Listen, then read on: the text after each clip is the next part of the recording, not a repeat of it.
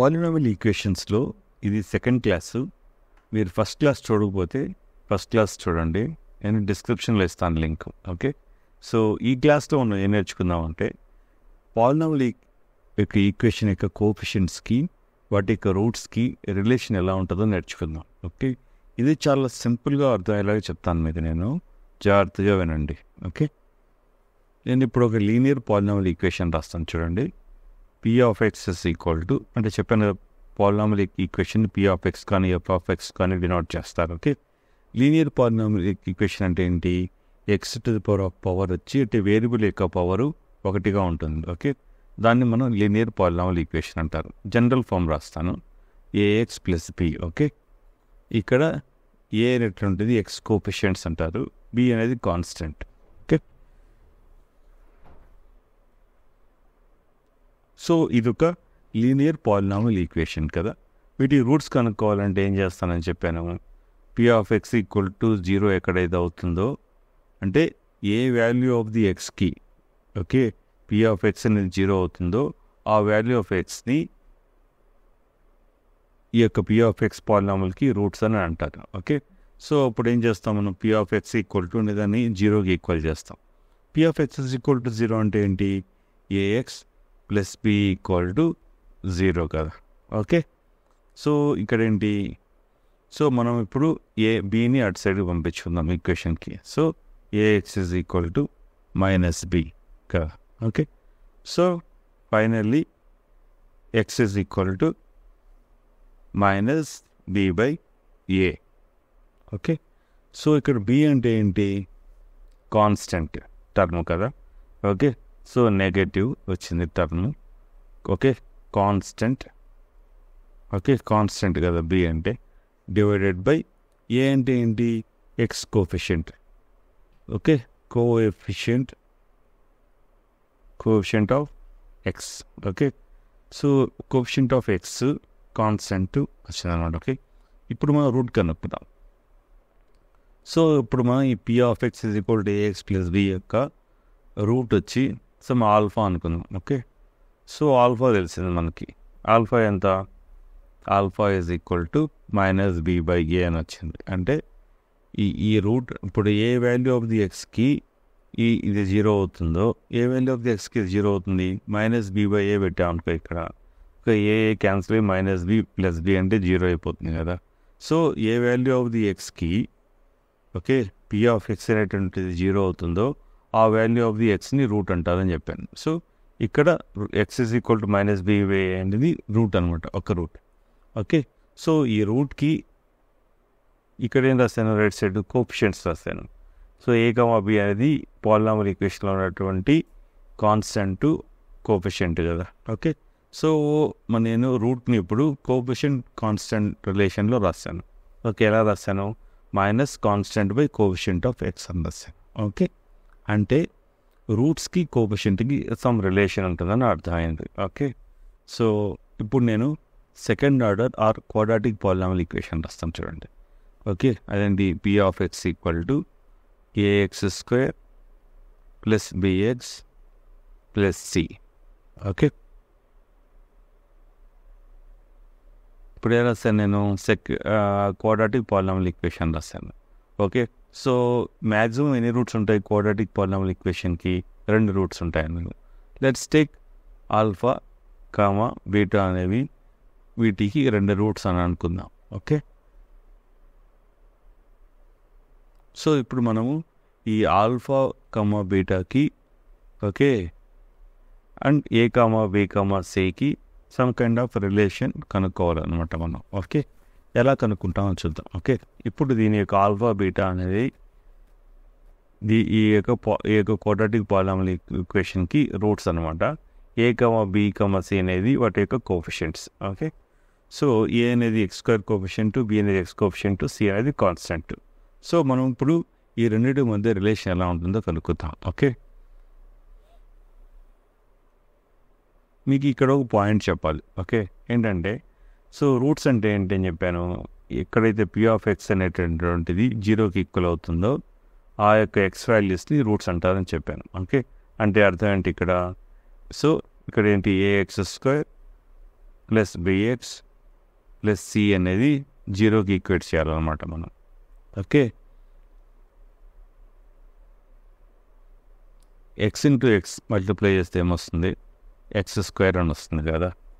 Okay, so నేను X minus some constant k1 okay into X minus some constant k2 multiply చేశాను అనుకో, ఏమొస్తుంది, ఇది some x² plus another constant k3 X another constant k4 అని వచ్చేస్తుంది. Okay, so ఈ రెండింటి మల్టిప్లై చేస్తే ఏమొస్తుందంటే x into x x² minus k1 into x అట్లా వేసుకుంటూ వెళ్తే ఇది x² plus x some coefficient plus constant ఫార్మాట్లో వస్తుంది అనమాట. ఓకే, సో మనము దీన్ని ఏ విధంగా రాసుకోవచ్చు అంటే, ఓకే, ఈ విధంగా x minus k1 into X minus k2గా రాసుకోవచ్చు. ఓకే, మనం ఇప్పుడు అదే ఈక్వేషన్ ఈక్వల్ టు 0 చేస్తాను అనుకోండి.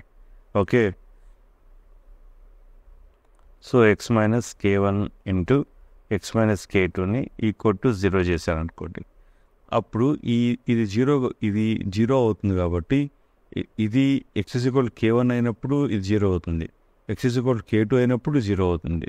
అంటే దాని అర్థం ఏంటంటే ఇక్కడ k1 k2 అనేటువంటివి రూట్స్ అన్ని అర్థం చేసుకోవాలి మీరు. ఓకే, సో ఈ second order polynomial equation equal to 0 చేసినప్పుడు వాటి యొక్క రూట్స్ ఆల్ఫా బీటా అయినప్పుడు X minus alpha x minus beta అనేవి దీనికి ఫ్యాక్టర్స్ అవుతాయి అన్నమాట. అంటే ఏంటంటే ఈ రెండు మల్టిప్లై చేసినప్పుడు ఆ యొక్క క్వాడ్రాటిక్ పాలినామియల్ ఈక్వేషన్ వస్తుంది అనమాట. ఓకే, కాబట్టి ఇక్కడ ఎక్స్కి చేసినప్పుడు x² కూడా ఏదో ఒక కోఎఫిషియంట్ ఉండేదానికి అవకాశం ఉంది కాబట్టి ఏదో ఒక కాన్స్టెంట్ కూడా పెట్టుకోవాల్సి వస్తుంది అనమాట. అంటే constant into X minus alpha into X minus బీటాగా ఏ యొక్క క్వాడ్రాటిక్ పాలినామియల్ ఈక్వేషన్ని మనం రాసుకోవచ్చు అనమాట. ఓకే, ఇక్కడ ఆల్ఫా బీటా అనేవి రెండు రూట్స్ అనుకుందాం ఈ పాలినామియల్ ఈక్వేషన్కి, క్వాడ్రాటిక్ పాలినామియల్ ఈక్వేషన్కి. అప్పుడు ఏం చెప్పాను, దీన్ని X minus alpha x minus beta అనేవి దీనికి ఫ్యాక్టర్స్ అవుతాయి. ఫ్యాక్టర్స్ అంటే ఏంటి, మనం మల్టిప్లై చేసుకోవచ్చు రెండింటిని. అంటే okay, so ax² plus bx plus cని ఎలా రాసుకోవచ్చు అంటే x minus alpha into X minus బీటాగా రాసుకోవచ్చు. ఓకే, ఈ రెండు ఫ్యాక్టర్స్ కాబట్టి. ఓకే, ఇంటూ సమ్ కాన్స్టెంట్ పెడతాం అనమాట. ఎందుకంటే ఇవి రెండింటి మల్టిప్లై చేసాం అనుకో మనకి ఎక్స్కి కోఎఫిషియంట్ వచ్చి ఆల్వేస్ ఒకటి వస్తుంది. కాబట్టి x² కోఎఫిషియంట్ కూడా వేరే ఉండేదానికి అవకాశం ఉంది. కాబట్టి మనం ఇంకో కాన్స్టెంట్గా రాస్తాం అనమాట. ఇప్పుడు దీన్ని ఈక్వల్ టు 0 చేసాం అనుకోండి. ఎందుకు 0 చేస్తాం, దానికి రూట్స్ కనుక్కోవాలి. ఇప్పుడు k అనేది నాట్ ఈక్వల్ టు 0 అవుతుంది. ఎందుకంటే k 0 అయితే ఇక మొత్తం 0 అయిపోతుంది. అందువల్ల ఇక్కడ ఖచ్చితంగా ఈ కాన్స్టెంట్ 1 అవుతుంది తప్ప నాట్ ఈక్వల్ టు 0 అవుతుంది. ఓకే, ఇప్పుడు ఎక్స్ మైనస్ ఆల్ఫా అనేది 0 అయిందనుకో, అప్పుడు ఎక్స్ ఏమవుతుంది, ఆల్ఫా అవుతుంది. అంటే ఎక్స్ అనేది ఆల్ఫా అనేది ఒక రూట్ అనమాట.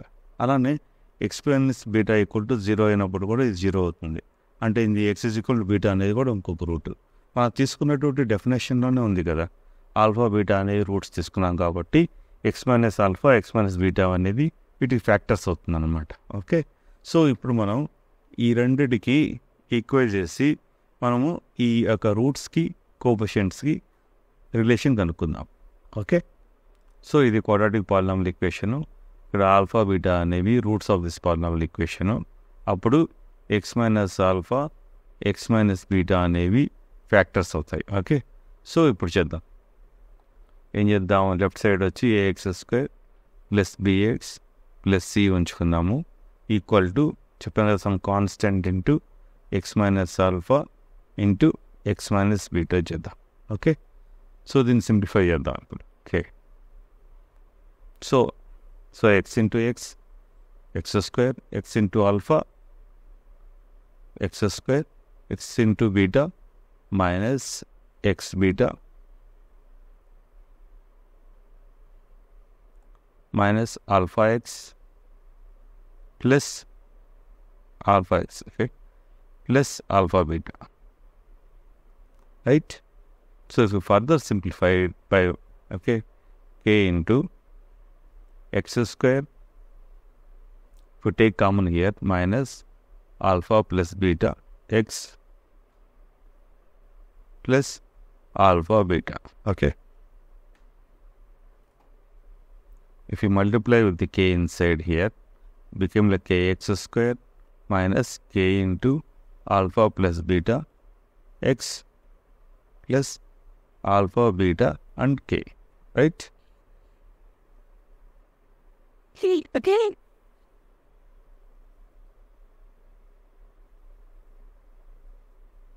Now we'll compare the x square coefficient here. So what is the x square coefficient here? K, right? So the left side we have the x square coefficient as a. Okay. So if we compare the x square coefficients on either side, we have the k is equal to a. Okay. Now we will compare the x coefficients. Okay. What is x coefficient?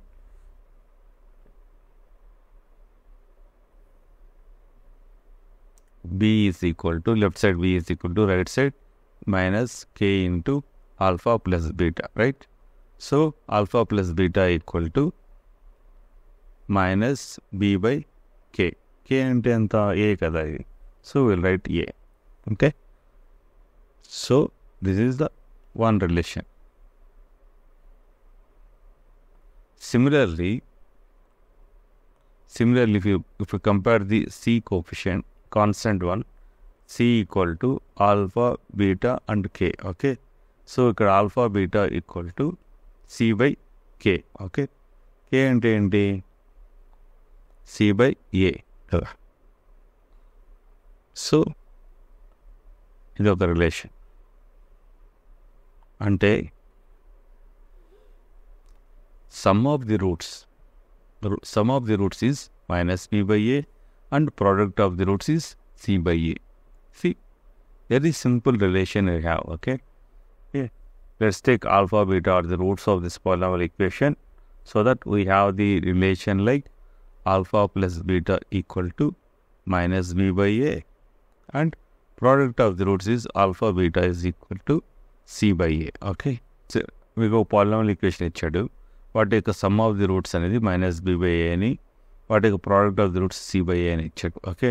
So roots అంటే ఏం చెప్పాను, మనం ఈ a x square plus bx plus సిని జీరోకి equate చేయాలన్నాను కదా.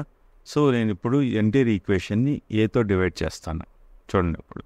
So అప్పుడు ఏమవుతుంది, a x square by a plus b x by a plus c by a equal to 0 by a అవుతుంది. ఓకే. ఇక్కడ a is not equal to 0 అనుకుందాం. ఎందుకంటే ఏ 0 అయిందనుకోండి ఇది అసలు క్వాడ్రాటిక్ ఈక్వేషన్ అవ్వదు, లీనియర్ ఈక్వేషన్ అయిపోతుంది. అందుకే a is not equal to 0. ఇక్కడ ఏమవుతుంది, ఇప్పుడు ఎక్స్ స్క్వేర్ అవుతుంది ఫస్ట్ టర్మ్. ఓకే. రెండో టర్మ్ ఏమొస్తుంది, b by a into x వస్తుంది. ఓకే. ఇక్కడ ఏమొస్తుంది, సి బై ఏ అని వస్తుంది. ఓకే. ఈక్వల్ టు 0 బై ఏ అనేది 0 అనమాట. సో ఇక్కడ ఎక్స్ స్క్వేర్ అని రాసి ఇక్కడ ప్లస్ బదులు మైనస్ సింబల్ పెట్టి మైనస్ బి బై ఏ అని రాసుకోవచ్చు కదా. Okay. So minus of minus plus అయిపోతుంది. So into x plus c by a equal to 0గా రాసుకోవచ్చు కదా. ఇక్కడ గమనించినట్లయితే మైనస్ బి బై ఏ అనేది ఏంది, సమ్ ఆఫ్ ది రూట్స్ కదా. ఓకే. ఇక్కడ సి బై ఏ అనేది ప్రోడక్ట్ ఆఫ్ ది రూట్స్ కదా. సో మనకు ఒకవేళ రూట్స్ తెలిస్తే మనం క్వాడ్రాటిక్ ఈక్వేషన్ ఎలా రాస్తాము అంటే, సో ఎక్స్ స్క్వేర్ మైనస్ ఇక్కడ ఏంటివి సమ్ ఆఫ్ ది రూట్స్ కదా. Okay. Some of roots bracket X plus product of the roots equal to 0. Okay. So ఇప్పుడు మనకు some of the roots product of the roots తెలిస్తే మనం ఇక polynomial equation రాసేయచ్చు అనమాట యాక్చువల్గా. ఓకే. ఇప్పుడు నేను ఒక క్యూబిక్ పాలినామియల్ ఈక్వేషన్ రాస్తాను చూడండి. P of X is equal to, cubic అంటే a x cube plus b x square plus c x plus d అని రాస్తాం కదా క్యూబిక్ పాలినామియల్ ఈక్వేషన్. వీటి యొక్క రూట్స్ ఆల్ఫా, బీటా, గామా. ఓకే. తెలుసు కదా ఇది క్యూబిక్ కాబట్టి మ్యాక్సిమం 3 రూట్స్ ఉంటాయి అన్నమాట. ఓకే. క్వాడ్రాటిక్ అయితే మ్యాక్సిమం 2 రూట్స్ ఉంటాయి, లీనియర్ అయితే 1 రూట్ ఉంటుంది మ్యాక్సిమం. సో వీటి యొక్క రూట్స్ ఆల్ఫా, బీటా, గామా అనుకుందాం.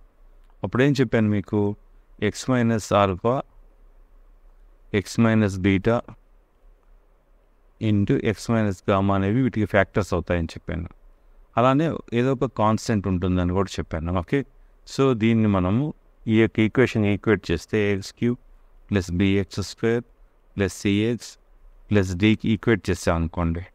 ఓకే, సో ఈక్వేట్ చేసి x cube terms, x square terms, x terms వాటి యొక్క కోఎఫిషియంట్స్ కంపేర్ చేస్తే మనకి ఈ రిలేషన్స్ వస్తాయన్నమాట. ఓకే, అవి ఏ రిలేషన్ వస్తాయంటే చూడండి, sum of the 3 roots alpha plus beta plus gamma, sum of the 2 okay roots అనేది మైనస్ బి బై ఏగా వస్తుంది.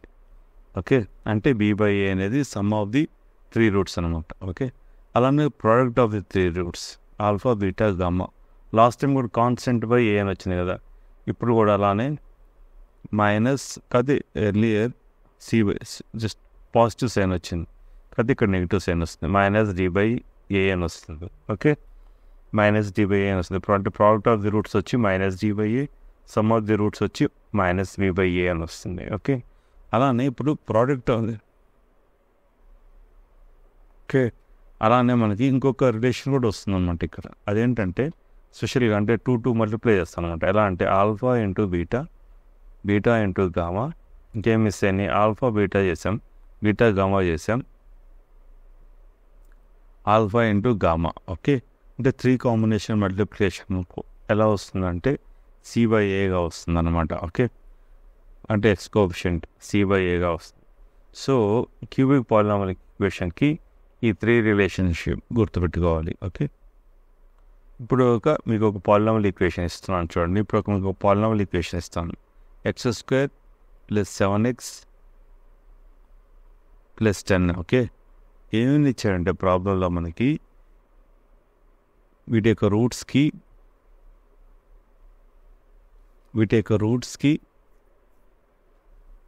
కోఎఫిషియంట్స్కి రిలేషన్షిప్స్ మ్యాచ్ అవుతాయి లేదా అని చూడమన్నాడు. ఓకే, ఫర్ ఎగ్జాంపుల్కి వీటి యొక్క రూట్స్ ఆల్ఫా బీటా అనుకున్నారు అనుకోండి, ఆల్ఫా ప్లస్ బీటా అనేవి మైనస్ బి బై ఏ అయి ఉండాలి, అండ్ ఆల్ఫా ఇంటూ బీటా అనేది సి బై ఏ అయి ఉండాలి. ఓకే, సో ఇవి వెరిఫై చేయమని చెప్పాడు అనమాట ఈ ప్రాబ్లంలో. ఓకే, సో పి ఆఫ్ ఎక్స్ని ఫస్ట్ మనం వీటిని ఫ్యాక్టరైజేషన్ చేయాలి. ఫ్యాక్టరైజేషన్ చేసి రూట్స్ కనుక్కోవాలన్నమాట. ఎలా ఫ్యాక్టరైజ్ చేస్తానో చూడండి. ఓకే, 7x ప్లస్ 10 కదా. ఓకే, సో దీన్ని క్లియర్గా డెఫినేషన్గా మీకు నేను క్వాడ్రాటిక్ ఈక్వేషన్ సొల్యూషన్స్ కనుక్కునేటప్పుడు మీకు అప్పుడు మన ఫ్యాక్టరైజేషన్ మెథడ్ వస్తుంది, ఎలా కనుక్కోవాలి అనేది. ఓకే, అప్పుడు క్లియర్గా చెప్తాను. ఇప్పుడు రఫ్గా చూడండి. ఓకే, ఎలా కనుక్కోవాలి అంటే ఎక్స్ స్క్వేర్ కోఎఫిషియంట్ ఉంది కదా, ఈ ఎక్స్ స్క్వేర్ కోఎఫిషియంట్ని ఈ కాన్స్టెంట్ని మల్టిప్లై చేయాలి. 10 into 1 ఉంది కదా. ఓకే, అది 10 అవుతుంది.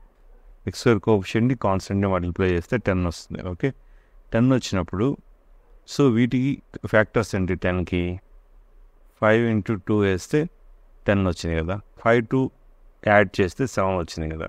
అలా వచ్చే విధంగా కనుక్కోవాలన్నమాట ఈ ఫ్యాక్టర్స్. సో 5 into 2 వేస్తే 10 వస్తుంది, 5 + 2 వేస్తే 7 వస్తుంది అనమాట. ఆ విధంగా కనుక్కోవాలి.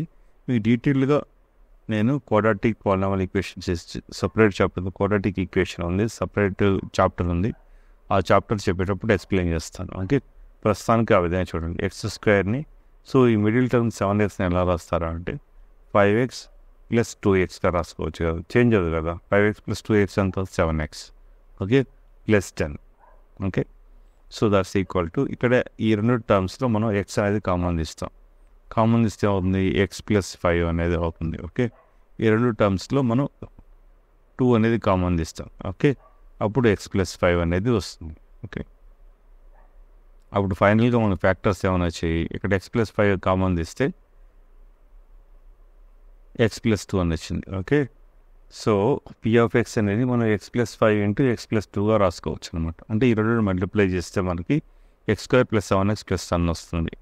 సో వీటి యొక్క రూట్స్ కనుక్కోవాలంటే ఏం చేయాలి, దీన్ని మనం ఈక్వల్ టు 0 చేస్తాం.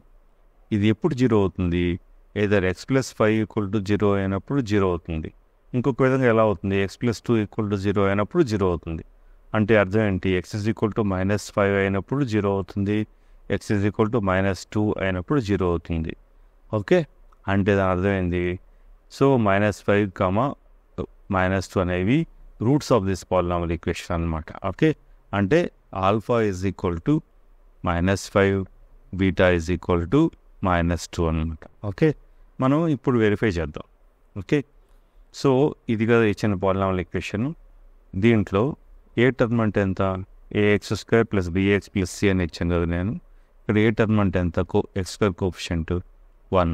ఓకే, b అంటే ఎంత 7 అంటే x కోఎఫిషియంట్, c ఎంత 10. ఓకే, ఇవి కూడా ఇచ్చారు కదా. ఓకే, సో నేను చెప్పాను ఇది కదా మనం ఈ రెండు కదా వెరిఫై చేయాల్సింది. సో ఆల్ఫా ప్లస్ బీటా చూద్దాం, అంటే సమ్ ఆఫ్ ది రూట్స్.